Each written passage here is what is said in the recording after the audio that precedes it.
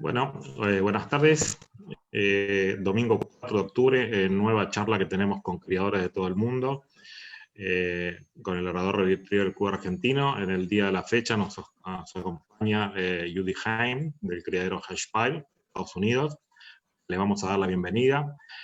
Necesito agradecerle tanto a ella por su tiempo que nos va a dedicar a nosotros, como a Jennifer por la traducción. Jennifer, para darle la bienvenida y, como siempre, la primera pregunta. Okay, Judy, so it's over to you now. So Marcelo said, thanks so much for joining us and for being kind enough to give us your time and your experience. So please, could you talk to us about how you involved with dogs and with Labrador specifically? Of course. I grew up on this quarter horses, to be specific. So when I picked my breed of dog after I was grown and married and had children, I picked a Labrador specifically because it looked the most like a quarter horse to me, you know, very beefy and smooth coated. And fortunately, they also had good temperaments, because I certainly wasn't intelligent enough to look for temperament at the time. And started training that dog in obedience. That was in 1969. So it's been over 50 years. And when I trained the dog in obedience, they had a competition at the end of the training classes that involved, you got down, it was 100 dogs to start with. They had 10 classes of 10, and I won. And so I was hooked and continued to want to compete with dogs. And would you like me to stop now, or you want to translate? So I just wanted to ask you, when you said that at the end of the obedience, there was a competition for 10 classes of 10 dogs. Was that a confirmation competition? No, that was obedience. Okay, right. That was obedience. And so I enjoyed winning that so much, and enjoyed the whole training process, that I continued on showing my dogs in obedience. And then that, you know, of course, going to the all breed shows and showing in obedience, I saw the confirmation ring and decided that looked like fun too. And so then I started looking into that. And I was by that time teaching obedience classes, both private classes and with a club, an obedience club. And then got into confirmation and, you know, got my first show dogs and started showing them as well. Okay. Bueno, Judy empezó toda su vida de joven con caballos y tenía quarter horses, y cuando ella ya se casó y tuvo hijos, ella buscó un perro y le encantaban los labradores porque eran corpulentes y tenía el pelo liso como un quarter horse, y por suerte también el buen temperamento, porque como dice, ella no fue tan inteligente en ese momento para buscar temperamento como parte de lo que buscaba. En 1969 ella empezó en obediencia, y en su primer competencia tenían 10 clases de 10 perros, y ella ganó toda la exposición de obediencia. Y eso le enganchó, con eso quería seguir. Y seguía compitiendo en obediencia, y con eso empezó a ver las exposiciones de belleza, y ahí tenía interés en participar. En ese momento ella ya estaba dando clase privado de obediencia y también para su club canino. And when was your first confirmation show then? Or when was your first confirmation dog? Well, I don't really know what year it was, but early 1970s. I mean, it's pretty quick. It didn't take me too long to realize I wanted to do that. And I got one show dog, came from a very top line of dogs, but turned out to have such an absolutely horrible temperament. And I found out later that her mother did as well. And she ended up having to actually be put to sleep, which taught me the lesson on my very first show dog, that there's nothing more important than temperament. You can find a home for a dog that has almost anything else wrong with it, but not with a bad temperament. You just can't, it's unfair to put a dog with a bad temperament that could, actually bite someone into a home. So my next dog, though, I went to Barbara Nowak of Broyhill Kennels and got a dog from her and showed her and was really, really successful. I took her to her very first specialty show, which was the national specialty. And she was in the 9 to 12 puppy class, and she ended up taking best of winners, winner's bitch and best of winners at that show, and finished her championship in about 3 months. And Barbara Nowak was my mentor for many years. And I'm sure I drove her crazy calling her on the phone all the time, but she was a good friend and she was a great mentor.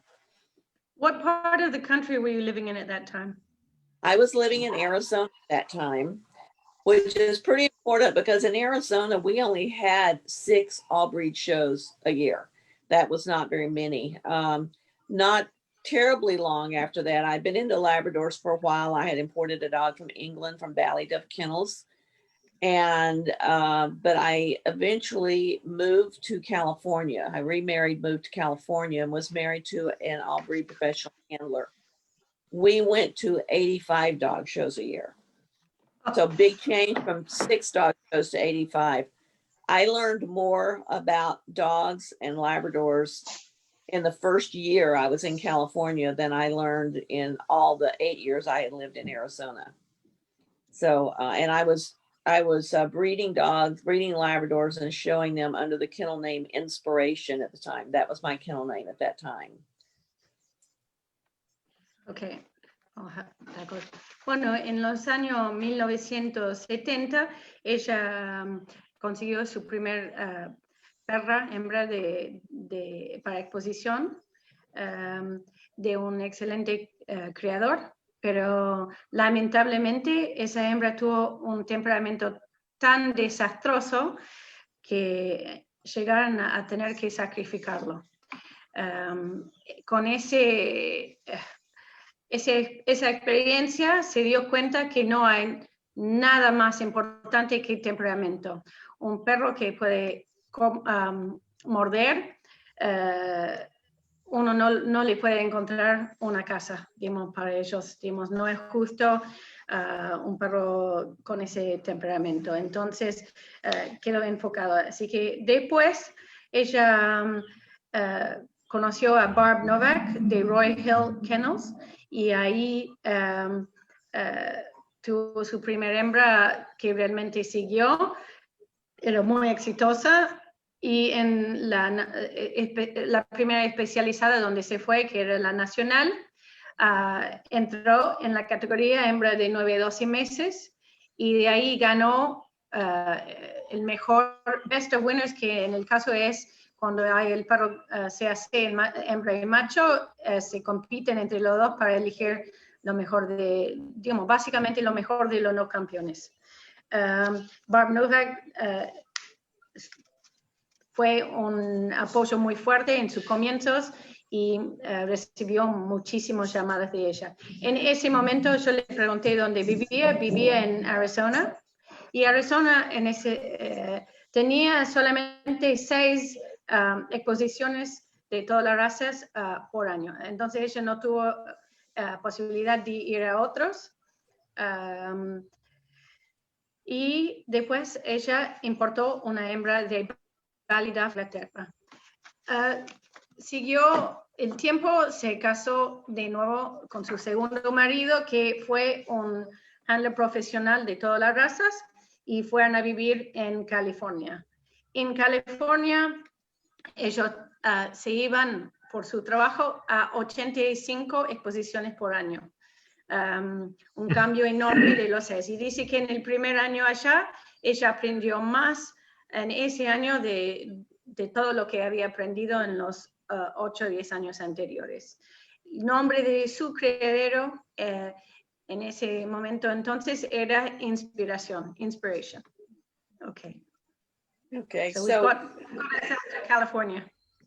Okay, so in California, like I said, I was a professional handler, all breed professional handler, so showed all breeds of dogs, and also bred my Labradors and showed my own Labradors.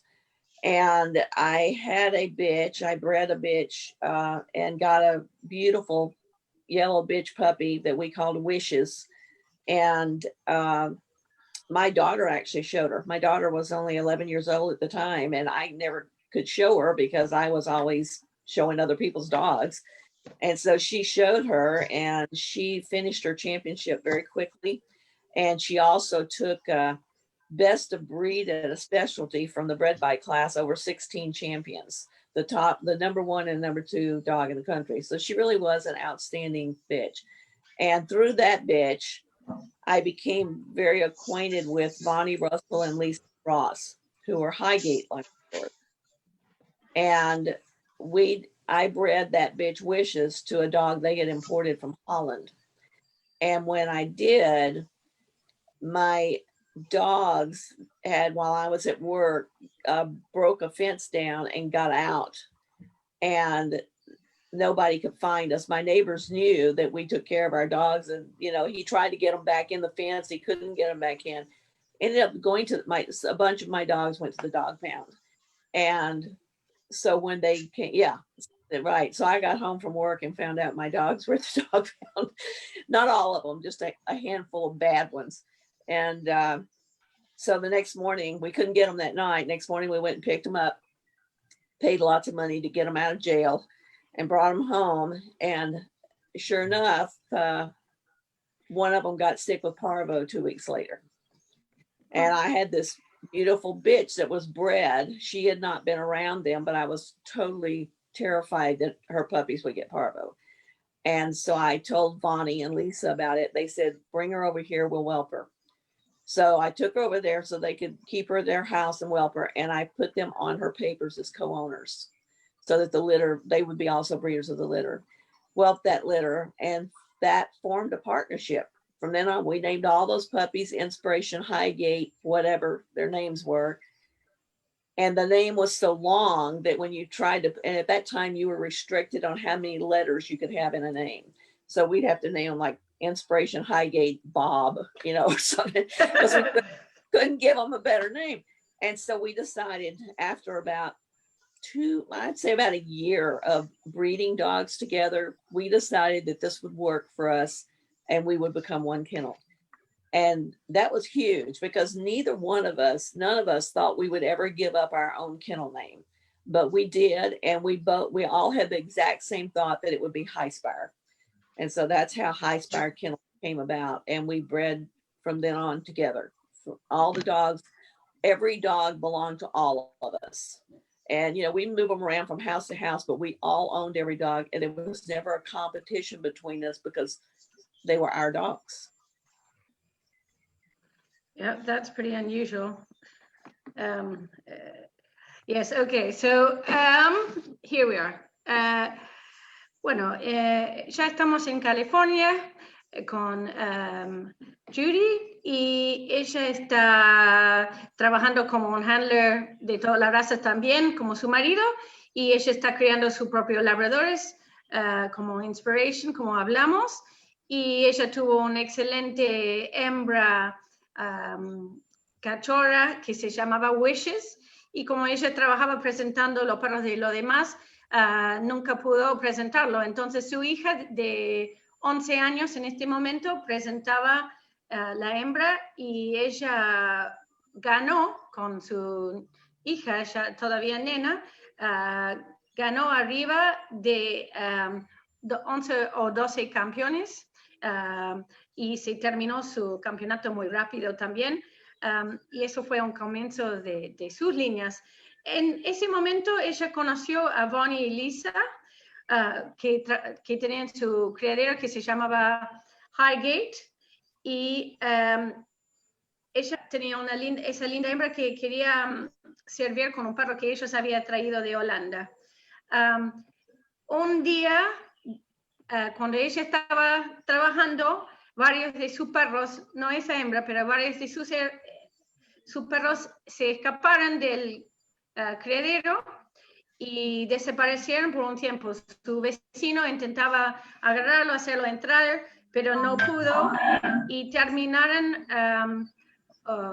unos cuantos de su criadero adentro de, bueno, de la protectora o lo que vos querés llamarlo en Estados Unidos, donde juntan los perros de la calle. Y lamentablemente se infectaron con parvovirus. Y tenía a su hembra ya servida y con mucha preocupación y mucho miedo. Tenía un gran miedo que se le iba a agarrar parvo y ella iba a perder los cachorros. Y Bonnie y Lisa hicieron el gesto muy grande de ofrecer su criadero y le mandaron la hembra a ellos y lo tuvieron y tuvieron los cachorros ahí. Y eso era el comienzo de una sociedad y de una amistad. En ese momento a usar el nombre combinado de Inspiration Highgate o Highgate Inspiration, y eso era muy largo, y cuando en Estados Unidos entonces limitaba la cantidad de letras en un nombre, así que si quería tener un cachorro podría llamarlo Bob o algo así cortito, porque si no, no le entraba. Y después de un año de trabajar juntos, decidieron armar su criadero en conjunto, las tres, y ninguno se imaginaba dejar su nombre de criadero al lado, pero llegaron todas a la misma conclusión que HySpire podría funcionar como nombre. Y ahí fue el nacimiento de HySpire, y fue una colaboración sin celos, sin problemas. Todos los perros eran de todas las tres, se podían cambiar de casa, pero no había competencia entre sí porque eran unidas, digamos, en un solo fin. Yo después me interesa preguntarle sobre esa sociedad, porque es tan poco común ver gente trabajar así. So that's the birth of HySpire. Exactly. And how far apart are you? Well, Bonnie and I are only about 7 minutes apart. I can drive to Bonnie's house in 7 minutes. Lisa doesn't really breed dogs anymore. She's up in Oregon, so she's 14 hours away. It would take us 14 hours to drive there, but she got out of it quite a while ago. And I actually retired from dog breeding about, I guess it's been maybe 3 years now, 2 or 3 years ago. But I'm still very active in the dogs. I'm still active in our Labrador club. I still go to specialties every chance I get. I paint Labradors all the time. I do commission paintings for people. And I, go to all the puppy parties, and I go over and, see the dogs. And I still have a Labrador. He's laying right here right now. And my daughter and I share a home, and she breeds Labradors under the kennel name Shalimar. And so I still have a million dogs around. There's dogs everywhere. So the only thing is I don't have to get up in the morning and go outside in the rain and feed them anymore. And I don't get the calls from the puppy buyers telling me, what a disaster their puppy is. So it's okay. And Bonnie calls me and lets me hear those calls because she doesn't want me to be totally free of it. So she makes me suffer with her a little bit. But so I still get to do all the good stuff. It's something I thought about for a long time before I retired, because I did not want to lose the Labrador community. I didn't want to lose having the dogs around all the time and seeing the puppies grow up. And I still judge, of course. I'm still judging. So I figured out how I could do all the things I loved about it, but get away from some of the hard work. And besides which, I'm getting older, and we kept mostly stud dogs. So when I have, 8 dogs that weigh 100 pounds almost running at me at one time, I always wonder, what are they going to break on me? And so I decided I wanted a few more good years of being able to walk around, so I would get out while I was ahead. For sure. Bueno, yo pregunté a qué distancia está ella de sus colegas, digamos, sus socias, y dicen, bueno, en realidad Bonnie vive a 7 minutos en auto, y Lisa vive en Oregon, así serían 14 horas en auto para ir, pero Lisa ya no cría más, y Judy hace 3 años que se retiró de la crianza, pero ella sigue siendo parte del club de labrador, sigue siendo las especializadas, y ella pinta labradores, como se puede ver una obra atrás de ella en la imagen. Y ella tiene la suerte de compartir su hogar con su hija, que cría bajo el prefijo Shalimar. Entonces dice que puede tener lo bueno sin tener lo malo. Entonces ella no tiene que levantarse temprano a sacar los perros, salir cuando hay lluvia para darle de comer, no tiene que recibir las llamadas de gente que están reclamando que su cachorro no es lo fantástico que ellos pretendían. Y dice que Bonnie sí sigue criando y la llama seguida para hacerla sufrir también. Pero dice que ella puede entonces tener todo lo mejor de tener labradores. Ella no quiere perder la comunidad de la raza, eso le importaba mucho, y ella sigue buscando. Pero reconoce que en algún momento, como ella se quedaba con los perros para estar, y a veces tenía 8 o 10 machos corriendo hacia ella, pesando ya 40 kilos o más, no sabía, ella quería que poder seguir caminando unos años más, así que mejor que no le destruyan los perros. No, pero guardando todo lo mejor de la raza y poder seguir siendo parte de la raza. Bueno, vamos a empezar con la primera pregunta. Paula Invert, ¿qué nos puede contar acerca de Travis? So if it's all right with you, we'll start with some of the questions, Judy. Before we start with the question, there's one thing I would like to say about the co-ownership part, very briefly. 3 of us owning all the dogs together, and we all lived in different homes. We each had what we call here an acre of land. I don't know what that is in Spanish, but we owned an acre of land. And so we could each keep, say, 10 dogs. And that meant we had 30 dogs, but we only had 10 in our house. That was huge for making progress in a breeding program, because, you know, it's hard to keep 30 dogs, but when there's 3 of you doing it, it's not so hard. And we were able to, because, you know, you keep dogs from a litter, and if you kept 4 dogs, you're lucky if one of them makes it through all the clearances. And so this made us not have to, you know, take 2 steps forward and 3 back. We were able to continually progress. So that, and our dogs did not live in dog runs or dog kennels. We made big paddocks or pastures for them. So our dogs always were out in groups of 6 or so, running together in pastures all day. And then at night they came in and slept in the kennel. But in the daytime, they were loose and running and playing in the grassy pastures.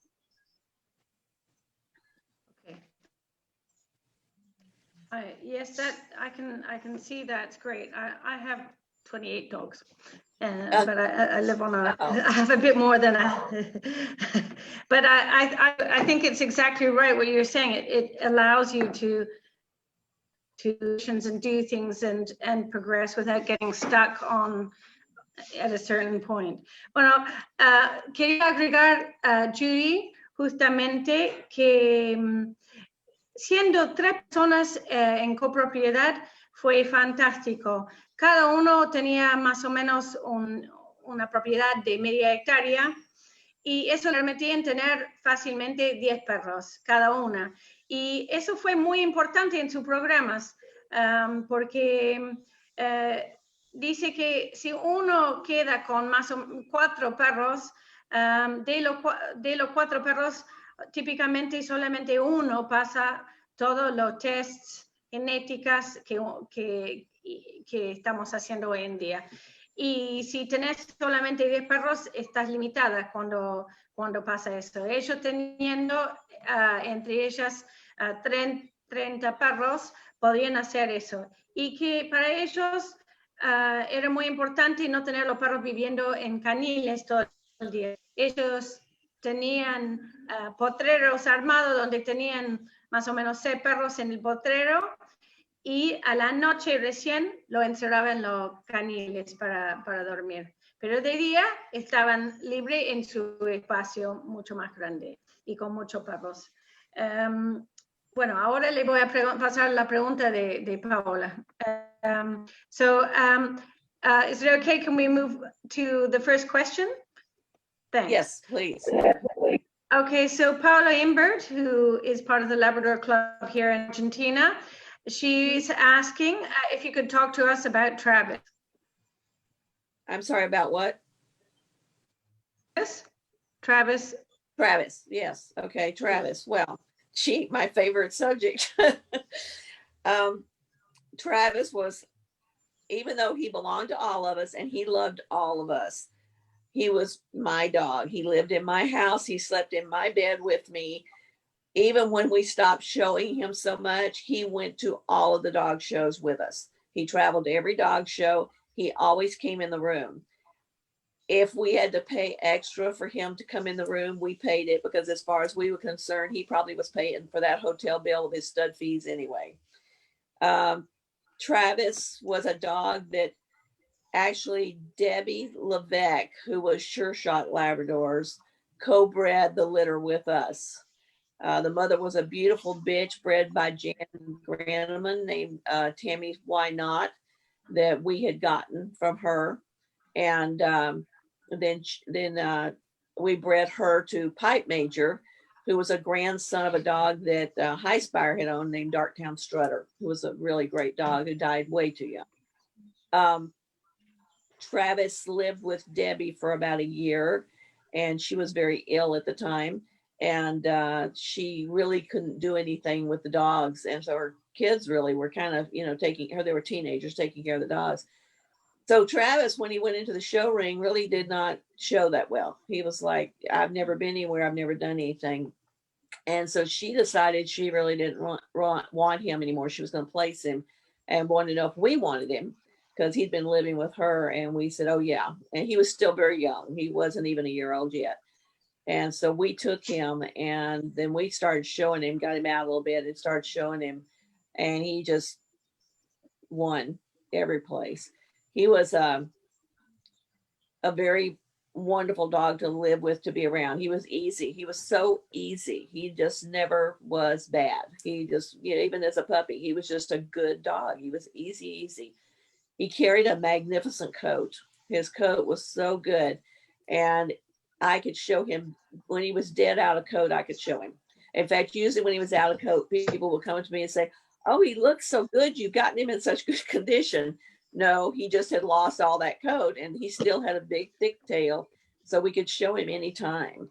He finished his championship before he was 18 months old, and it's all owner handled. We didn't use handlers, and won best of breed at a lot of specialties. I don't really know how many, and was just, like I said, he was a great dog. The thing that I liked about him the most, and that really we had been breeding for specifically, was shoulders.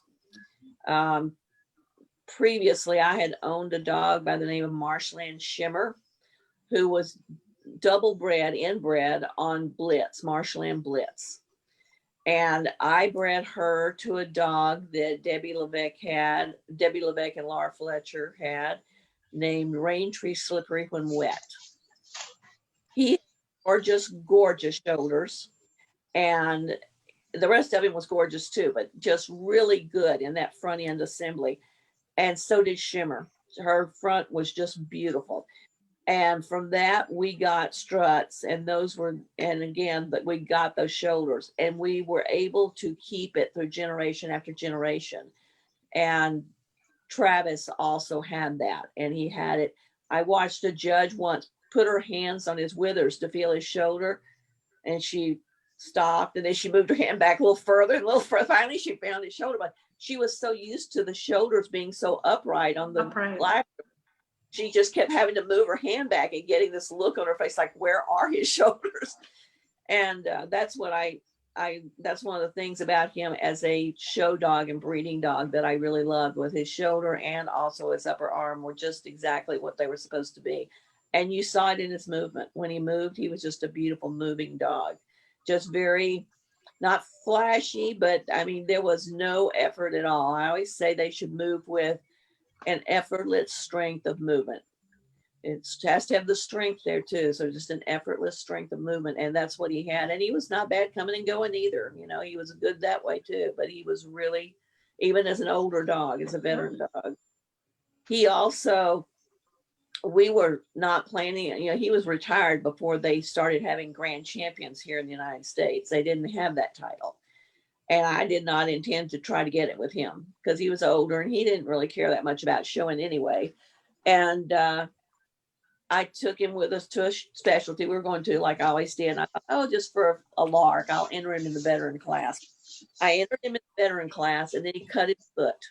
So he was a little bit lame in front. So we just, you know, doctored it and put stuff on it and everything. And I thought, oh, I don't know if I should show him. Finally, I decided I would. I took him in and showed him. He didn't limp at all, and he took best of breed. The next day, he took best of breed again. He got his grand championship by taking best of breed at specialties for every point he got. 5 specialties, and got his grand championship. He also, I'm sorry, I'm giving you a lot on Travis. Okay. But when yes, go on. He was 8 years old when we did that. At 8.5 years of age, I took his son Nat out to a field day that we were going to work some of the dogs because there was a working certificate test coming up the next weekend. Took Travis with me, but did not intend to try to run him at all, because anytime I'd throw a ball for him out in the pasture, he'd like run out there like he was going to get it and then totally ignore it and go off and look for girls. And so I thought, this dog's a terrible retriever. I'm not going to let anybody see that. So I wasn't going to run him. And it was really hot. And so finally I thought, well, you know, the other dogs are getting to swim and stuff. I'll let him go out. You know, I'll do this. I know he's going to embarrass me. And we got out there. He'd never seen a bird. He'd never heard a gunshot. He'd never done anything like this in his life. They threw the bird. They shot the gun. And I said, Travis, go. And he looked at me like, yeah, I got this. And he took off out there and went out there, grabbed that bird, brought it straight back to hand. He retrieved every bird that day in the water, on the land. Next weekend, he went and got his working certificate test. And even the judge was like, I can't believe that old dog just did all what he just did. He was great. And he loved it. It was probably the best day in his whole life. And I was very sad that I had not been doing field work with him the whole time. And, also, he passed all of his clearances. He wasn't a carrier of anything. We did some of his clearances. We redid them when he was 10 years old. We did them when he was 2, and then we did them again when he was 10, just to see. And like, for instance, we did his heart clearance at 2 and at 10. And he passed both of them with flying colors. And so it was nice to see that, you know, everything was still working on him. A sound dog, for sure. Okay. Mm-hmm. Well, bueno, Paula preguntó sobre su perro Travis. Bueno, no podría haber tocado un tema que más le gusta hablar. Travis era un perro que era de los 3, pero era de Judy. Era parte de la vida de Judy, vivía con ella, dormía con ella y lo llevaba a todas las exposiciones, igual si que él iba a estar presentado o no. Después de su retiro lo llevaba igual. Y dormía en el cuarto en el hotel con ellos. Ellos hablan de el hecho que Travis vino de una camada criada en conjunto con alguien que se llama Debbie Levesque de Shoreshot. Y su madre se llamaba Tammy Wynot y su padre era un perro muy conocido, Winfield Pipe Major. Y Travis quedó con Debbie hasta casi un año, pero ella en ese momento estaba muy enferma, no podía trabajar con los perros ni manejarlo muy bien. Sus hijos adolescentes lo estaban manejando y la pocas veces que fue a una exposición, como no había tenido trabajo y no sabía, no le fue bien. Entonces, Debbie ofreció Travis a ellos y desde ahí empezó a vivir con Judy y lo llevaron a todos y él ganó en todos lados. Él tenía un carácter fantástico, fue muy fácil convivir con él, muy fácil y un placer estar con él. Y tenía un manto espectacular que podría haber sido recién mudado y igualmente de una calidad suficiente para llevarlo a una exposición y presentarlo, hasta que la gente le decía qué lindo.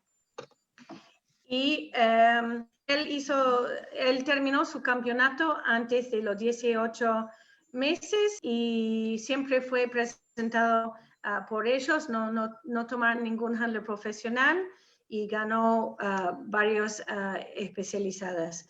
Y lo que le gustaban de él era sus fantásticos hombros, que estaban muy bien plazados por atrás, y eso viene de su línea de crianza, de una hembra de Marshland Shimmer que se llamaba Bliss y que estaba inbred sobre un perro Raintree Slippery When Wet. Y los dos perros en su pedigree tenían excelentes hombros también. Eso es algo que ellos han podido mantener en sus líneas. Y cuando Travis, hasta un día un juez metió las manos adentro y tenía que ir más y más y más atrás buscando dónde estaban, porque estaban tan bien ubicados y atrás, cuando entonces ese momento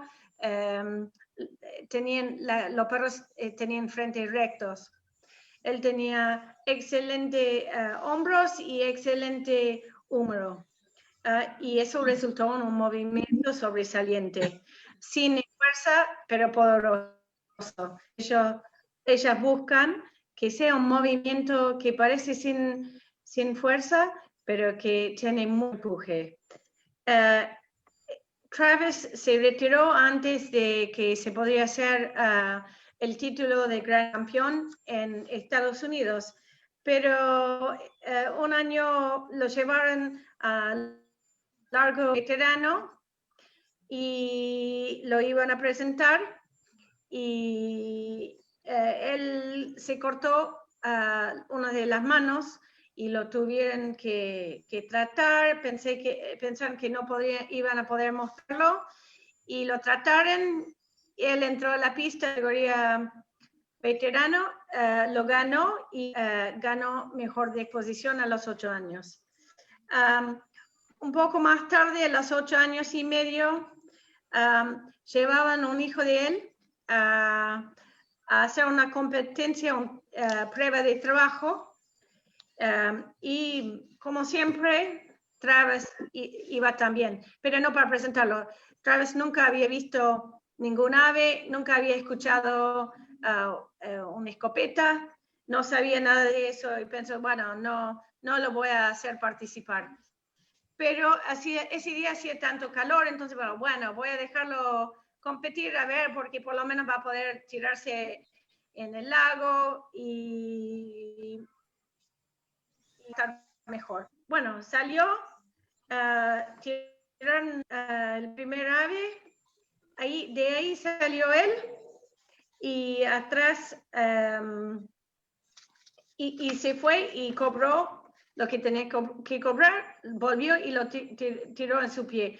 Entonces ahí fue solamente con la palabra Travis Go, salió, y con todas las pruebas que había para él, lo completó todos, y pronto sacó su título de Working Certificate, y dice que lamenta no haber llevado antes, que era un perro excepcional, no solamente en pista, no solamente para prueba de campo, pero que él terminó libre de todo las pruebas que le habían, pruebas genéticas, pruebas de corazón y ojos que habían hecho, y muchos de esos lo hicieron a los 2 años, pero volvieron a repetir a los 10 años, y el perro se mantuvo libre de problemas todo ese tiempo.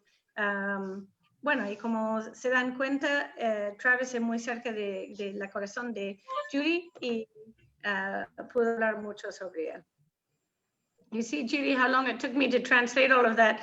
There's lots to say about Travis. I know. I'm probably anybody in America who's watching this said, oh no, she asked her about Travis. That's not a good.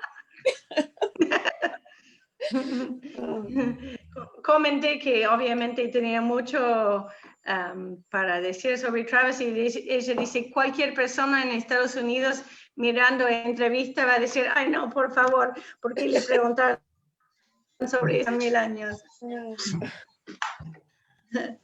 Próximo pregunta, Marcelo. Sí, Pablo Guillaumet pregunta, bueno, hola Judy, un placer de escucharte. A la hora de elegir las cruces que haces, ¿qué priorizás? ¿Genotipo o fenotipo? So, a fairly general question from Pablo Guillaumet, here, one of our breeders and part of the club. He says, when you're choosing, to breed your dogs, did you do it on phenotype or on genotype? Both. All. What we would do is, in our mind, we usually had, I would say, about 10 stud dogs in mind that we would use for breeding. We'd see the dog, we'd look at the pedigree, and if we were fortunate enough to see puppies of theirs, grown puppies of theirs, that's what we would look at. We would look at all three things. And, when we have a bitch to breed, we would immediately go back and look at those 10 dogs, look at, who we've got on our list that we would like to breed to, or just remember it. We had good memories back then, so we could do that. And then we'd select the dog that we thought would be best for that bitch, because that bitch would need specific things. And so we would use all three there. I think every bit is important. One time I can think of, well, 2 times I can think of that we bred really on pedigree more than anything else. When we bred to Arnold, and of course we could have used all three with him as well, but it was pedigree because we had bred the bitch and didn't really like what we got from her that much. And I mean, they weren't horrible, but it wasn't fixing what we wanted to fix. And we thought, let's go into her pedigree and pick up something in her pedigree that we really like a lot and double up on it. Well, it was Arnold. Arnold was her grandfather, I believe. And so we bred her to Arnold. And boy, we started a line that we still have today. I mean, the dog that my daughter has that's pretty famous called Cyrus, Chalamar's the animator, he goes back to that line. So, I mean, that was a long time ago. That actually started before we were HySpire. And so that line has constantly come down for us. It was a good move. The other time was we had bred a bitch, Travis's sister, to a dog named Gordy by George, Bordeaux's by George. And we got a really nice litter from that. He was no longer available for breeding. He was an older dog. So we said, let's look for a son. And we picked out a son of his to breed her to and did the breeding. And a lot of people said, oh my gosh, why don't you breed the dog to that dog? Because he's got a horrible, and I'm not going to say what part of him was horrible because somebody might figure out who the dog is. So I'm not going to go there. And we had never seen the dog. So and then when we did see the dog, it was true. That particular part of that dog was not good. We got one of our very best litters from that breeding. I mean, it was spectacular. We could have kept every puppy in that litter, except for we had one female, the rest were all males. We could have kept every male in that litter. They were all that good. And then the one that we ended up keeping won a lot. I mean, he really, I'm not going to say who it was because then you'll know who the stud dog was. So, but we did. He was really a good dog, one of my favorites, and did really, really well for us. So, that was 2 times we bred strictly pedigree. That was all it was about. And both times worked good for us. But I don't think it's a good way to go. I don't think you should do that all. You need to know something else about what you're doing. Okay. Bueno, Pablo preguntó sobre la elección de genotipo o fenotipo cuando uno está buscando para criar, y ella dice que hay que usar los dos, y que la manera que trabajaran el triunvirato que tienen eran de tener en mente 10 perros para estar, no los suyos necesariamente, porque le llenaba el ojo y la imagen de lo que quería, y tenía pedigree que le gustaba. Y esos perros, ellos miraban lo mismo, su pedigree y lo que ellos han producido en términos de hijos, si pudieran ver eso. Y la primera cosa que hicieron es que cuando había una hembra con la cual quería sacar unas crías, buscaba de esa lista. Y buscaba de esta lista cuál de los machos podrían ser mejor para esa hembra. Pero 2 veces han criado solamente con pedigree. Ellos tenían una hembra que habían usado y que no estaban satisfechos, estaban bien, pero no, wow. Entonces, en ese caso, buscaban en su pedigree cuál un macho que podrían usar para hacer online breeding.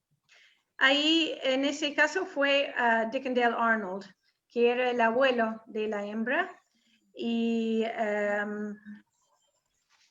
trabajaron así con el pedigree solo y sacaron camadas que fueran muy útiles para ellos y que quedaran en sus líneas, y eso lo hicieron hasta antes que se llamaba HySpire, así que te da idea de cuánto tiempo atrás, y esa línea se ha seguido hasta el día de hoy, hasta un perro que ya tiene que todavía tiene su hija, que se llama Cyrus, que es Shalimar Animator.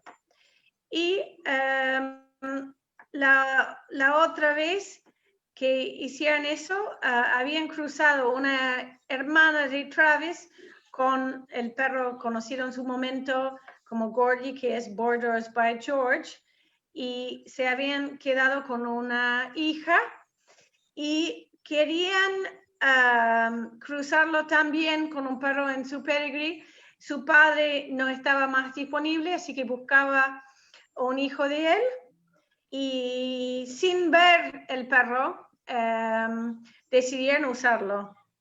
La gente le preguntaban para qué lo iban a usar, si tenía una parte que nadie le gustaba, pero y es cierto, no era el perro perfecto, pero decidieron usarlo en esta cruza y sacan una de las mejores camadas que han tenido, de los cuales podrían haber quedado con todos. Y al final se quedaron con un macho que resultó muy ganador. Pero no recomienda que se trabaja solamente con pedigree en todos los casos. Fueron 2 momentos muy puntuales, pero no es recomendación. Ok. Jennifer, preguntale a Judy cómo ve el presente de la raza americana hoy. ¿Hay algo que le está molestando o alguna preocupación de algo que le moleste o que le preocupe?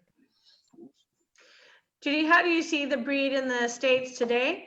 And is there anything that worries you about it at the moment? Different than most people. I think right now the dogs in the United States are at the peak that I've ever seen them. I think they're fabulous. I've been in it for 50 years. When I started, they had now I heard Stephanie's interview, and she said when she started, I think about 30 years ago, that maybe their shoulders needed, the front end needed fixing. When I started 50 years ago, the front and the back needed fixing. And they were so straight. Some of the dogs were so straight in the rear with no muscling in the second thigh. I can remember looking at a litter once, and man, all I looked at was their rears, which turned out to be a mistake. I should have looked at the whole dog, but I picked the most angulated, muscled rear, and it was not the best dog. But as time went on, the rears were fixed. Then the shoulders got fixed. when we were getting really good shoulders, I felt like at that time that, at least on the West Coast, we had almost all the only good shoulders in our line. But that changed. Now everybody's got them. I mean, there's so many dogs that are structurally correct now. It's just it's beautiful to see. I'm impressed all the time. I go judge a lot of different places, and the dogs are so good. They're just so good. The one thing that was bothering me about, and I know a lot of people have talked about overangulated and sickle hawks. Yeah, I've seen some of that, but I haven't seen a ton of it. I see it occasionally in certain lines, but overall, I'm not seeing it. I'm not seeing it in the huge scheme of things. What I was seeing a lot of was tails that I didn't like, not wrapped. They were, and more than that, high. Tails that were carried too high and too curved. And that really bothers me. That is a huge deal to me. I hate that. And people probably know that I hate that. But I will say, I wonder now if maybe it was something I was seeing mostly in California. And I hate to say that. Not that everybody in California has bad tails. I'm not saying that, because they certainly don't. But maybe I was seeing more of them here, because when I judged in the Pacific Northwest, I did not see that. And when I judged in the Midwest, in Minneapolis, I did not see that. And then when I judged at the Potomac, and I'm judging best of breed, and there were so many dogs that I got to go over, I maybe saw 2 that had their tails too high. And they weren't horrible. They were just a little too high or a little too curved. The ring, I expected to have a lot of them in there. I did not. Now, maybe everybody knew that I'm such a bugaboo about tails. They kept those dogs at home, but I don't think so. I think they just are better than I realized. And so I'm so happy to see that. Judging those dogs at Potomac was like just incredible. So I think the dogs in the United States have beautiful structure. I do not think they're overdone. I think they have really good coats, beautiful wrapped coats. People say they're too big. If they're talking about too tall, which they may not be, because they say they're too big and their legs are too short. So they're definitely not too tall according to our standard, because most of the dogs out there are below our standard. Our standard is very tall in the United States, too tall in my estimation. I don't know that they're short-legged so much as deep body. Now, some people might complain about their depth of body, and that's fine. You know, if they feel that they're too deep a body, that's their opinion, their choice, and I'm not going to argue that point at all. But the coats to me are gorgeous. I don't see tons of open coats. I have seen some, but I also saw, judging it at the Potomac, I saw a lot of wrapped coats, and more wrapped coats than I ever saw open coats. So I have no complaint about our dogs today. I look at the dogs today and the way they're built, and I look at the dogs when I started and the way they were built, and I'm telling you, we've done a good job, and we haven't lost their temperaments, and we haven't lost their retrieving ability. I say hats off to the breeder. They've protected the breed, and they've improved what needed to be improved. Okay, I just lost a bit of activity, so if I missed a little piece of what you said at the very end there, sorry, but I think I've got most of it. Okay, I said the breeders did a good job of keeping the breed intact, as well as protecting the breed and improving what needed to be improved. Okay, got it. Judy dice que en este momento la raza está en una cima, digamos, no lo había visto tan bueno en sus 50 años de criar. Le cuesta criticar lo que hay ahora, porque hace 50 años tenía traseros de trazos, sorry, ahora no puedo Desastrosos. hablar. Desastrosos. Desastrosos y frentes desastrosos y todo ser arreglado, que había nada de musculatura en la parte trasera. Primero se arreglaron la parte trasera y después se arreglaron los hombros.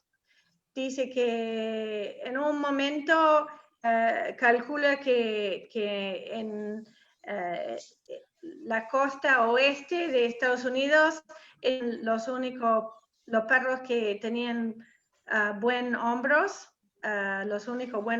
pero eso ya cambió y hoy en día se ve que se han corregido eso mucho. Se ven tanto perros hoy en día que están estructuralmente correctos. Hay una cantidad importante de excelentes perros. A veces hay un perro sobreangulado, a veces hay un perro con orejo de hoz, pero es muy raro. Lo que ella no le gusta ver, no es que hay tanto, pero no le gusta ver, son colas que no están bien envueltos por el pelo, digamos, que el pelo lo envuelve bien. Si lo ve levantado demasiado algo arqueado. Eso es algo que le molesta mucho. Dice que capaz que lo vio más en California porque ha juzgado en el noroeste, en el centro del país y en Potomac, y ya eso no le ha visto mucho. Dice que la experiencia de juzgar en Potomac era increíble. Había muchos perros con estructura fantástico. En su opinión en general, porque la gente dice que los perros en Estados Unidos son exagerados y ella no comparte eso. Dicen que tienen mantos fantásticos y opina que si dicen que si son demasiado grandes puede ser su opinión. Alto no, demasiado alto según el estándar americano no son, porque el estándar permite hasta más alto de lo que tenemos acá en la FCI. Y puede ser que la gente critique que tienen una caja torácica demasiado bajo en vez de tener una pierna corta. Capaz que el cuerpo ya baja demasiado. Pero ella no está muy de acuerdo con eso. Y dice que realmente el pelaje es fantástico.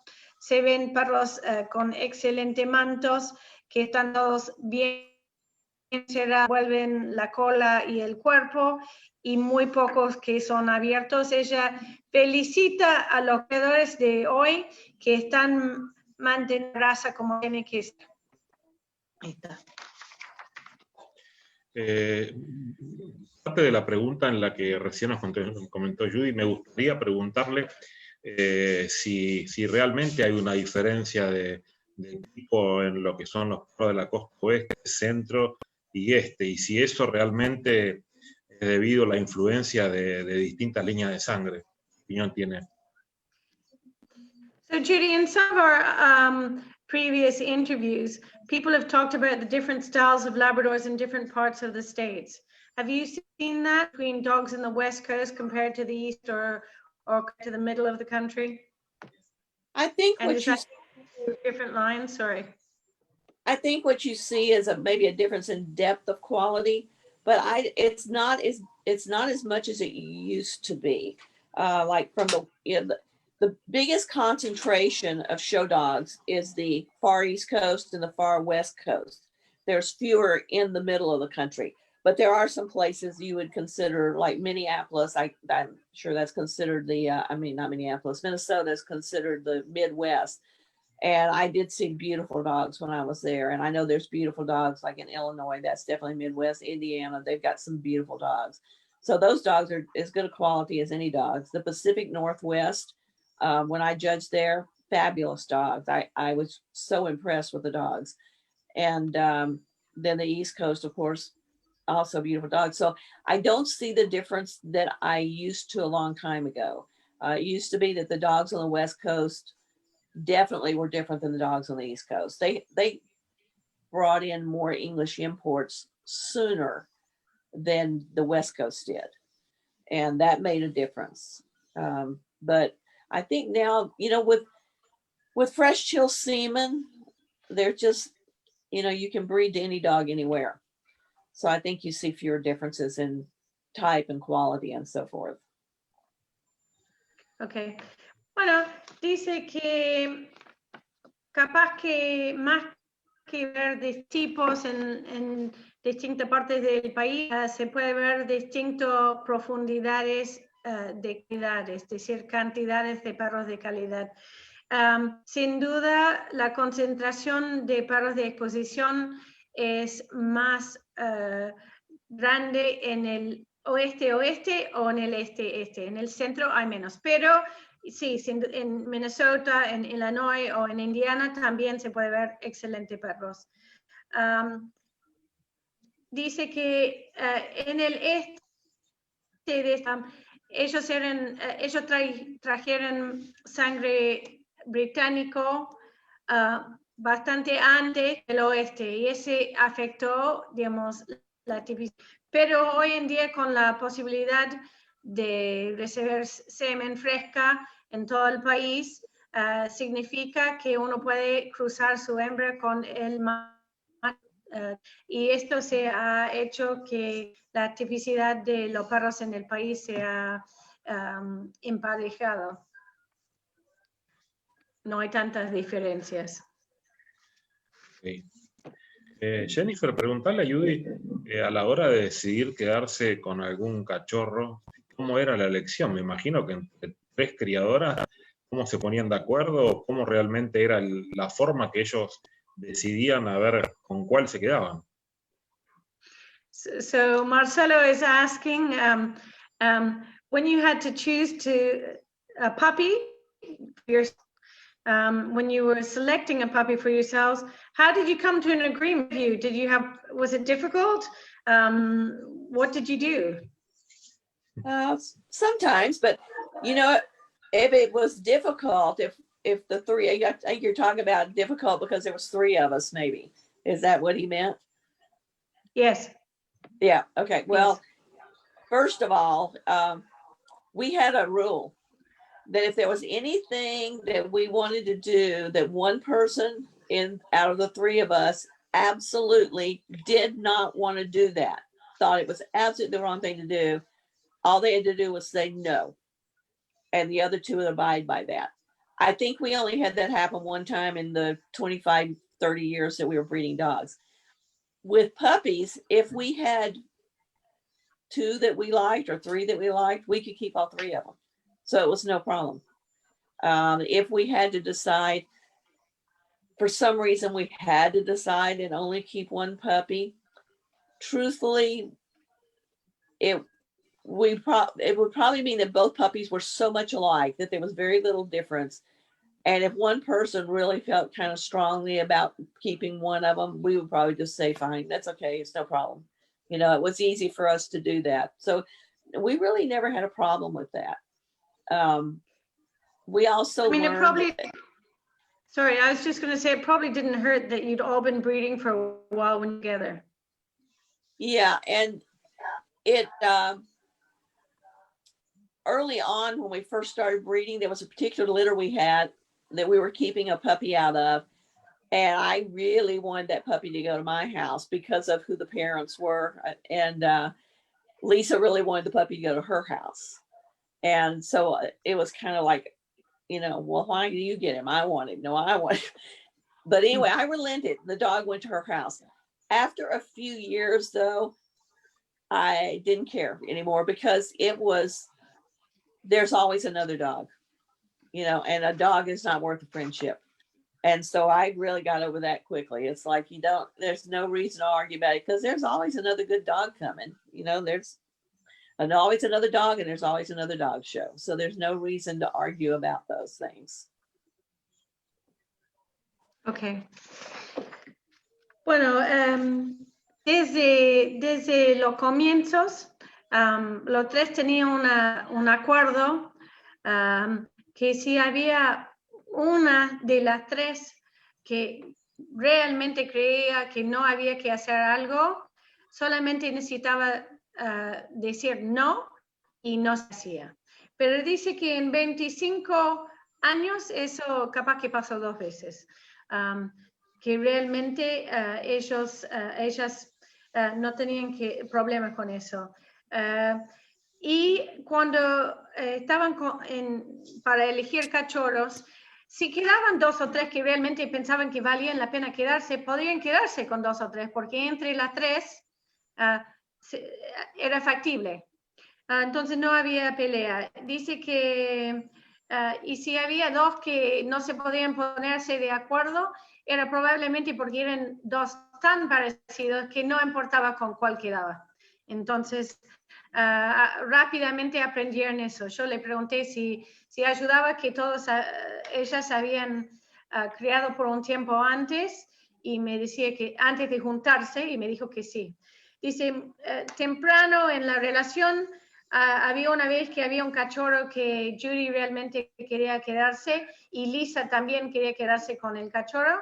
Judy quería tenerlo en su casa, pero al final dejó que se fue con Lisa, y dice que pronto se dio cuenta que siempre hay otro buen cachorro y siempre va a haber otro buen perro, y no hay necesidad de discutir por cosas así, que la amistad era mucho más importante, y siempre había otra exposición y otro perro, y entonces tomarlo así fue su decisión.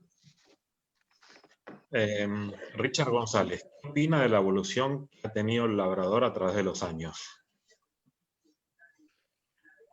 So there's a question coming from someone called Richard Gonzalez, who asks, what do you think about how the Labrador breed has developed over the years? Pretty general question. And go, 30 seconds. Oh, easy. I think breeders have done a really good job. They've learned about structure. They've corrected the structure problems that the Labrador had when I first started. They've battled through all the clearances they have to go through, and they're still battling with. And they've kept the temperament, and they've kept the ability to retrieve. I mean, when I can take an 8.5-year-old dog out and have him go out and retrieve birds like he's been doing it his whole life, they've kept the temperament and they've kept the retrieving ability. So I think we've done a good job. I'm very proud of the breeders. I'm pleased as punch with the breeders and the job they've done with the breed. And I think it's different in different countries. And you have to understand, most of what I'm saying, I'm speaking of this country, although I've judged in many countries. So I've seen dogs all over. But when I'm talking to you and answering these questions, I'm really talking about the dogs in the United States by and large, because those are the ones I see all the time. And those ones I've seen since the beginning. Judy dice que, bueno, los criadores han corregido los problemas de estructuras, están trabajando bien con las pruebas genéticas y pruebas de salud, han podido mantener el temperamento y han mantenido el instinto de cobrar, que realmente han hecho un excelente trabajo. Dice que justamente ella, en todo caso, está contestando sobre lo que ella ve en Estados Unidos. Es distinto en distintos países, pero la gran mayoría de lo que ella ha visto ha estado en Estados Unidos, y por lo cual habla de eso. Ok. Pablo Guillomet nos pregunta si ella le da algún tratamiento especial a la hembra o a la hora de criar, ¿cómo la preparan? So Judy, when a bitch was going to be served and have a litter, what special things did you do for her health-wise? Not much. You know, we feed a really good quality dog food. And what we would do usually is put them on a puppy food at a certain point, usually at about 4 to 5 weeks, because before that, the puppy cells are just dividing. But that age, then they start really growing and so forth. So we put them on a puppy food at some point in their pregnancy and keep them on that, and we feed a good dog food. The only time that I think that we probably need to do a little more was I had a bitch that twice when she had litter, she did not eat well through the pregnancy.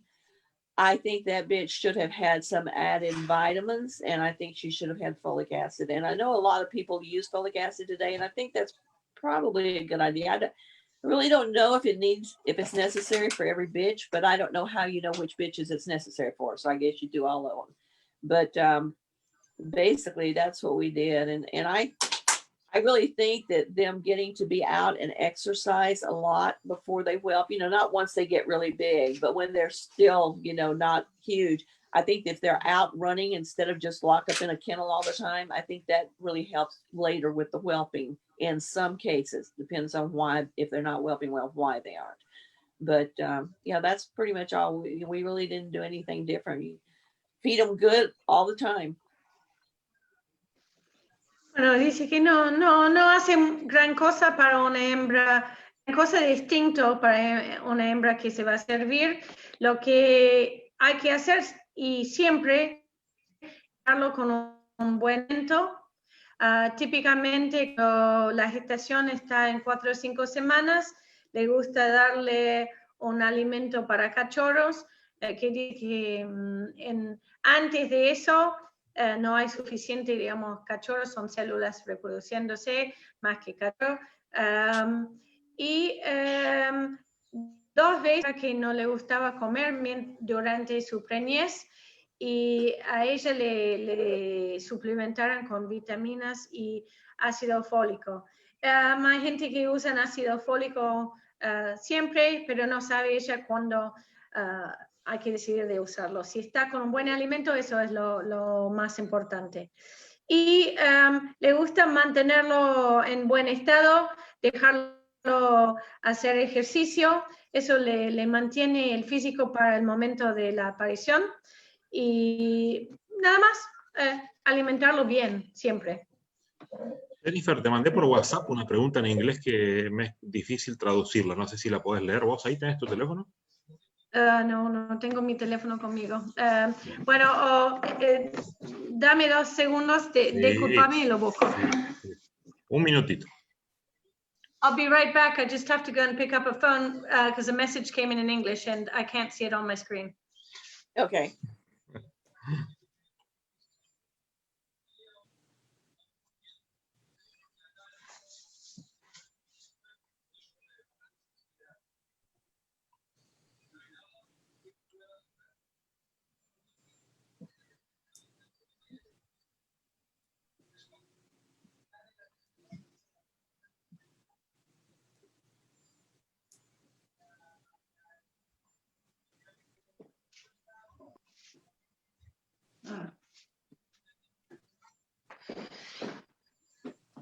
Here we go. So this has come from Stephanie Where Halfacre. I mean, it must be her Facebook name or something. I have a question about choosing out crosses. What are the determiners in the decision? Also, would you say breeding an overdone dog to a moderate dog would add moderation, or vice versa? And results seen in a few generations? Or do you change type? Or do changes in type usually take many years? That's a good question. And outcross, first of all, I'm going to elaborate a little bit, so get ready with your pencil. First of all, I know you've asked the question before if people breed, if they prefer inbreeding, line breeding, or outcrossing. I say you need to utilize all 3. We've certainly inbred our dogs, we've line bred our dogs. Because we were a big stud dog kennel, a lot of times that inbreeding and line breeding meant that we were doubling up on the stud dogs we had, or their brothers or whatever. So we kind of backed ourselves into a corner because now all of our bitchers were related to our stud dogs, and you can only go into that well so many times. So then we had to outcross. Choosing an outcross, you look at everything you look at in any other stud dog, except one thing that I kind of liked was if when I looked at the pedigree on that stud dog, if that stud dog was line bred, I like it if they're line bred. Not on what I've got, they're line bred on something else. So my bitch is line bred. I'm breeding her to an outcross dog that's also line bred. And then the next generation, you need to tap back into one of those lines, whichever one you want to go to. And sometimes maybe you need to look at the puppies and see what you got and make that decision. You're going to go back to that stud dog's line bred pedigree or to your bitch's line bred pedigree. As far as type, I think when you're building a kennel, it's like a piece of artwork. Building a dog, building your kennel line. I believe structure has to come first. Structure is the hardest thing to get. And once you get that structure, if you can get that structure on your dog, you've got the correct balance front to rear. You've got the correct angles front to rear. And then you get type. I think you can get type usually in one generation. Sometimes it might take two, depending on what's in your dog's pedigree behind them. But usually you can get it in one. I feel the same way about heads. I think you can get heads easily in one or two generations.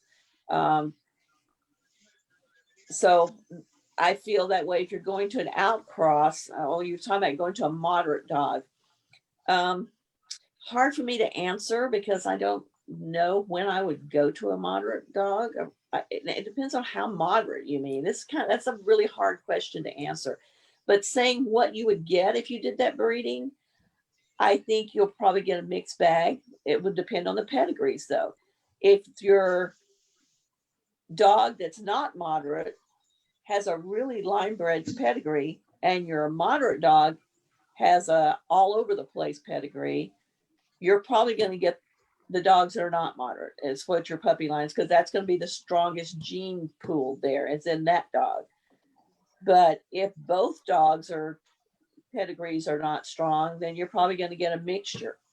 And I can't tell you how many generations it will take because that's so up in the air with the pedigree. You have to look at the pedigree and know the pedigree. You have to know those dogs in the pedigree.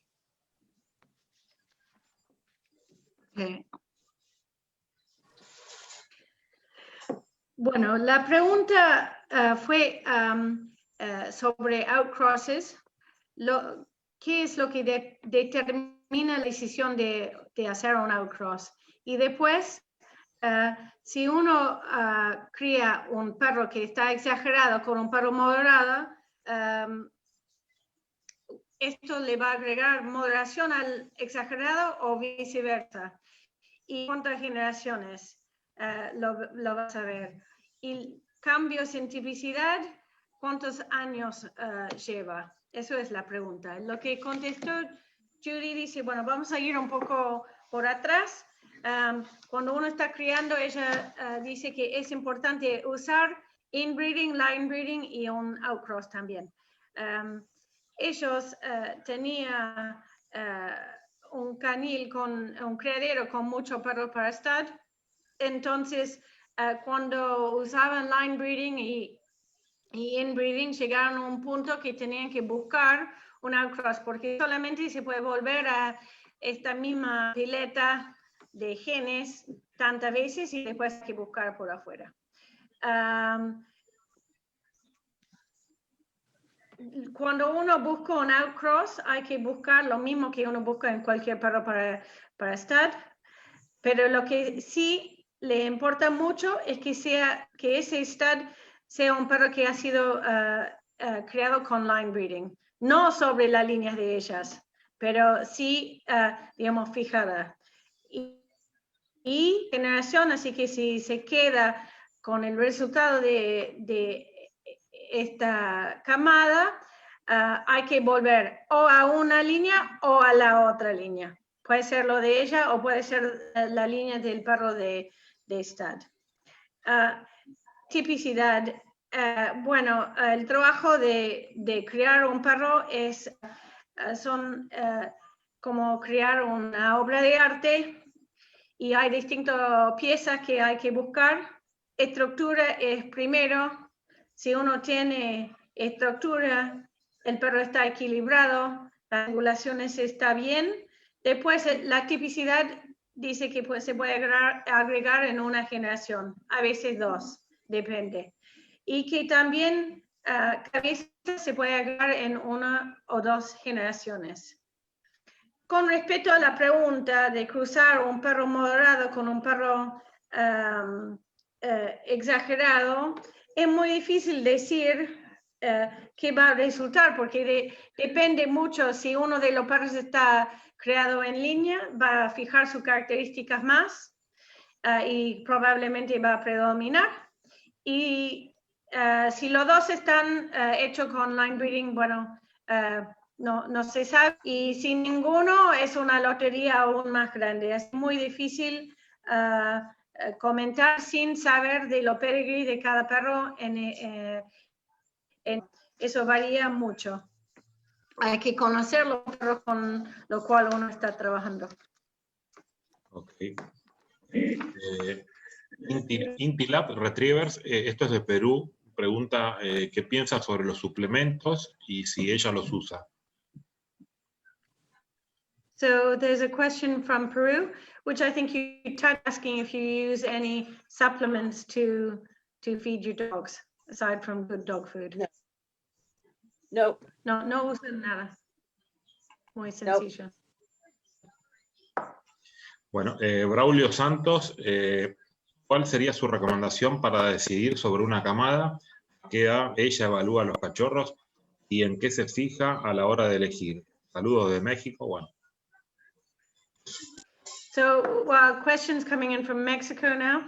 So when you're choosing a puppy to keep, what age do you do that, and what are you looking for and looking at, I guess? Okay. We usually look at them the first time about 6 weeks of age, not necessarily planning on making our decision at that time. I always say you can tell if they're ready to be looked at or not if they look like their feet are pointed. I don't know how to describe. I always say they look like they're high heel shoes. They look like their legs come down and they come down to this little point. And you see puppies, people will send us pictures and I go, those puppies are not ready to be looked at. Whenever they look like that little leg that comes down all pointed at the bottom, that puppy's too young to be looked at. And that differs from litter to litter.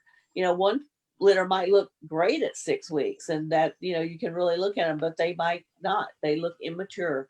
I would say usually though, we would make our final decision 7 or 8 weeks. We would look at them maybe at 6 weeks just because we were anxious to do it, you know, just because it's fun, but usually it's 7 or 8 weeks. It does vary though, a little bit if you know your lines. We had the one line that the boys especially would always look like they had no necks at 7 and 8 weeks. I mean, no necks at all. And you think, oh my gosh, we can't keep any of these things. And at 9 or 10 weeks, totally different. Their necks were there. And so we learned that about that particular line.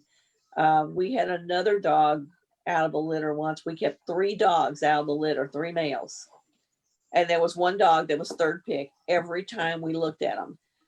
And finally at 3, and why we kept 3, I'm not sure. I think because they were going to foreign countries and they needed to be older anyway. And at 3.5 or 4 months, we looked at them again. And finally that dog at 3.5 months was first pick. He'd gone all the way from third to first pick.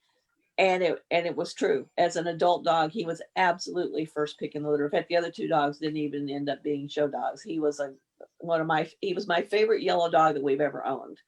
And so usually those 6 or 7 weeks, but you have to learn your lines. What we're looking for is structure more than anything. But again, if we were lacking coat, if we had bitch that really lacked coat and we needed coat, we would probably include that. But honestly, most of the dogs that we have coat, have type, have heads, you know, they've got all those things. But we look at structure because again, you don't want to lose that because that's something definitely is going to take you 3 or 4 generations to get back. But so the main thing is structures. We look for a balance between the front and the rear. We look for a good top line, good tail set, just that really pretty outline. Okay. Bueno, Para elegir cachorros, empiezan a mirarlo a las 6 semanas, pero sin tener que definirlo a esta edad. Dicen que ellos tienen un momento cuando saben que los cachorros todavía son demasiado inmaduros dice que si lo miras a lo largo de la pierna terminan los pies en una puntita, como si están usando tacos. Y cuando están todavía así, no hay que evaluarlo, están demasiado inmaduros. Y la edad para elegir puede variar, pueden ser inmaduros más tiempo en ciertas líneas o en ciertas camadas que en otras camadas. Por lo cual a los 7 a 8 semanas es la edad normal, para no es siempre. Y hay que conocer sus líneas y eso viene con experiencia. Yo tuve una línea donde los machos era como si no tenían cuellos, estaban así adentro. Y a los 9 a 10 semanas ya el arco del cuello ya eran cachorros con cuellos. Pero cada línea crece distinto. Y puede pasar, había una camada donde se quedaron con 3 machos, probablemente porque 2 tenían que ir a otros países. Y de los 3 había uno que siempre salía tercero. Llegando a los 3 meses y medio, 4 meses, este cachorro pasó a ser el primero de la elección de los. Y como adulto, ese mismo macho era fantástico y los otros 2 no llegaron a hacer nada. Es más, ese macho fue el perro amarillo preferido de Judy. Cuando evalúan los cachorros, estructura es mucho más importante que cualquier otra cosa, excepto que se nota una falta, una necesidad, una carencia de alguna calidad en los cachorros que están criando en ese momento. Si necesitan agarrar más manto o lo que puede ser. Pero es fundamental cuidar estructura, porque si perdes estructura, puedes llevar 3 a 4 generaciones hasta que lo recuperas. Así que eso es su número 1 en la crianza, en la elección, perdón. Bueno, vamos a hacer las últimas 2 preguntas. Estamos en 1 hora y media de charla. Una pregunta de Carlos Villalobos Blondet, de Perú. ¿La comida para cachorros hasta qué edad se la da? So, well, we've got the last couple of questions coming in now. We've been going for 1.5 hours, so thank you for all this time. And this question comes in from Peru. It's how long do you feed puppies puppy food? Ideally, we'd feed them puppy food till they're about 6 months of age, but it kind of depends on the dog. If we see, what I like to do, if I'm feeding a puppy a normal, a young, not a baby puppy, but it's up in a few months. If I'm feeding it a normal amount of food and it's getting fat on that normal amount of food, too fat, then I will probably go ahead and switch it to an adult food. And rather than dropping the amount down, I'll just switch to adult food. But usually that's about 6 months. If vice versa, if the dog was just, having to eat more and more and more, like some young males will do, then I would keep it on the puppy food a little, unless they started having problems with, oh, okay, my mind just went. Well, anyway, if they started having any type of problems with long bone issues, inflammation, then I would definitely go back off of the puppy food and onto an adult food. Okay.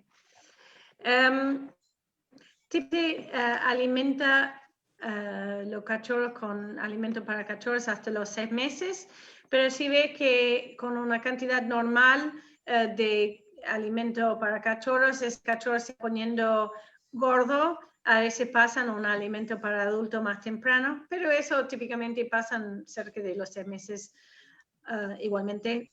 Y al revés, y eso puede pasar con los machos jóvenes, si el cachorro nunca llega a comer lo suficiente con lo que está teniendo y eso puede pasar, le deja con el alimento para cachorros por más tiempo.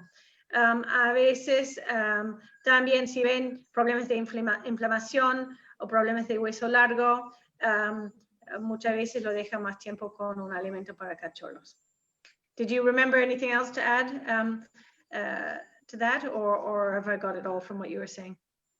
You got it all. Okay. Marcelo?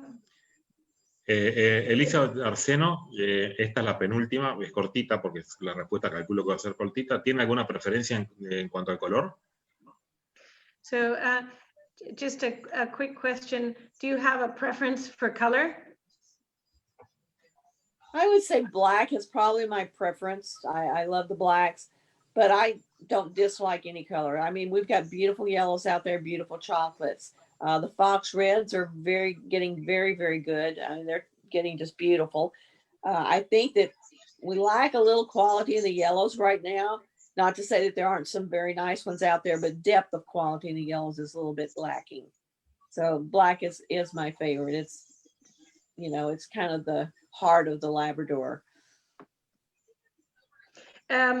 Su preferencia es el color negro, pero ellos tienen lindos amarillos y chocolates, no es exclusivamente un criadero de negros.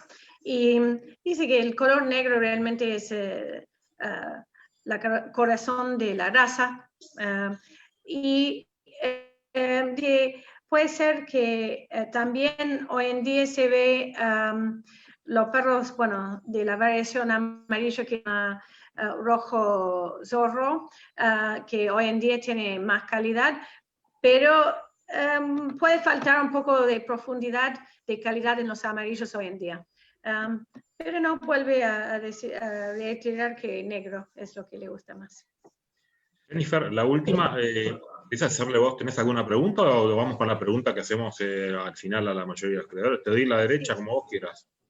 No, sí, lo que hacemos a la mayoría, sí. Bueno, nos dé un consejo básicamente a la gente que está empezando la crianza, ¿qué consejos les puede dar? Well, with your 50 years of being in labs, what would be your advice for people who are starting out breeding? My advice, I have a set bunch of things. I say, go to the Potomac. It's an experience that every Labrador breeder should have. Even if you just go and sit there and listen to the breeders talk. They're breeders. There's so much knowledge there. Just listen to them. Sit behind them where they don't know you're there and just listen. Get Mary Rawson Williams' books, Reaching for the Stars or Reach for the Stars, and read it every year. Because every year it's going to mean something different to you. You'll say, oh, now I know what she meant. Get the video Dog Steps by Rachel Page Elliott. Not the book, but the video. And you can download it online at dogwise.com and watch that every year because you'll learn everything you need to know about structure and movement. And there's videos. And I mean, it is a video, obviously, but there's videos of a dog moving on a treadmill of a radiograph of the dog moving. It's outstanding. So, and pick a short kennel name so you don't have to write so much when you're dog shows. There's one other thing. Well, no, I'm going to wait. Go ahead and tell them that. Go ahead. Vamos a dar eso en dos partes. Bueno, el primero es, hay que ir al Potomac. Es una experiencia que cada criador de Labrador tiene que hacer y anda a solamente escuchar, sentate atrás de criadores y escuchan sin que saben que estás y escucha, hay una profundidad de conocimiento ahí.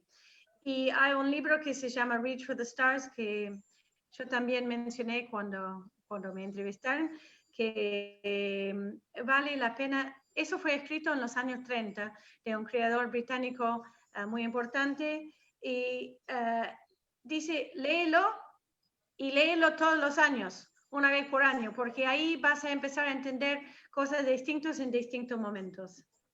Hay un video, hay un libro que se llama Dog Steps por Rachel Page Elliott, pero hay un video, hay una serie de videos donde vos podés ver todo sobre la estructura y el movimiento del perro. Se puede bajarlo de una página que se llama dogwise.com y ahí se puede ver una radiografía de un perro caminando, que es, bueno, te muestra todo lo que necesitas saber por estructura. Y para cerrar esa parte de los consejos, elija un nombre de criadero corto, así puedes poner los nombres largos que querés después. Pero tiene más, así que escuchamos lo que sigue. Okay, I got the first part done. Okay. One question that nobody asked me that you've been asked many other times is about breeding to stud dogs. Someone I know asked in one interview, is it hard to find a stud dog? And they've asked, should you breed to the top winning stud dogs? My answer to that's different than some people. First of all, you don't need a ton of stud dogs in your gene pool. You need a ton of good bitches. You need a few good stud dogs. I mean, you think about cattle. They don't put one bull out there for every cow. They've got a few great bulls for a whole bunch of cows. And same thing with dogs. You have a lot of good bitches. You only need a few good dogs. When I say a few, that would be 12 to 20. In the United States, our gene pool is huge in Labradors. There are more Labradors registered every year than all of the dogs in the working group, all of the dogs in the hound group. Every group, our one breed has more numbers registered than any of the other groups, total groups. So there's a lot of them. And when people say, I'm not going to breed to a dog because it wins all the time, my question is this. If you went to a dog show and you saw this really gorgeous dog, young dog, come to the dog show, you've never seen him before, nobody had, first show, and you thought, oh my gosh, that dog is beautiful. Oh, I see his pedigree. I love it. I want to breed to that dog.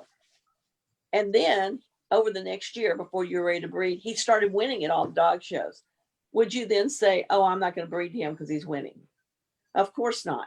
And that's exactly what you're doing. A lot of these dogs that win are winning because breeder judges who know the breed and who care about what they put up are putting up this dog because it's good. That's why it's winning. If it's winning because it's a professional handler going into all breed shows and they're doing it politically and winning, then no, you don't necessarily breed to them. But if that dog is winning because it's just that good, and every breeder that judges it says this dog is a great dog, don't ignore that dog. That is stupid. That's just not maybe don't say stupid. That's just not wise. So okay. I think that to ignore the top winning stud dogs just because they're top winning is just as prejudiced as breeding to a dog that's good, that's not winning. Bueno, tiene consejo con respecto a los perros que están en stud. Dice, hay gente que dicen que no necesariamente hay que ir a ver, usar los perros que ganan más, pero ella dice, lo que uno necesita para criar son muchas hembras excelentes y algunos buen machos. Hay que tener una lista de 12 a 20 perros. Está hablando de Estados Unidos, que tiene una profundidad en la pileta genética que es infernal comparado a otro. Ella sigue diciendo que realmente hoy en día las registraciones de las cantidades de registraciones de labradores supere las cantidades enteras de otros grupos o del resto del grupo de Sporting, por lo cual es infernal las opciones genéticas que uno tiene adentro de la raza. Si uno va a una exposición, se ve un excelente perro joven que recién está comenzando y decís, bueno, ese perro, pero no es el momento para tu hembra, y en ese interín, en los próximos meses, ese perro empieza a ganar, lo vas a descartar porque es un perro ganador. No, hay gente que descartan los perros ganadores, pero si es un perro que gana en especializadas con jueces criadores, está ganando porque es un excelente perro y no hay que dejar de usarlo. Bueno, si es un perro que se ha competido en una exposición de todas las razas, con un handler profesional y gana por razones políticas, bueno, esas ganando en especializadas, hay que usarlo, hay que pensar si es lo que necesites. No usarlo solamente porque gana es igualmente un prejuicio que usarlo porque no, o no usarlo porque no gana. Hay que evaluar bien el perro. No lo ignore. Si hay un excelente perro, úsalo, no lo ignore. Bueno.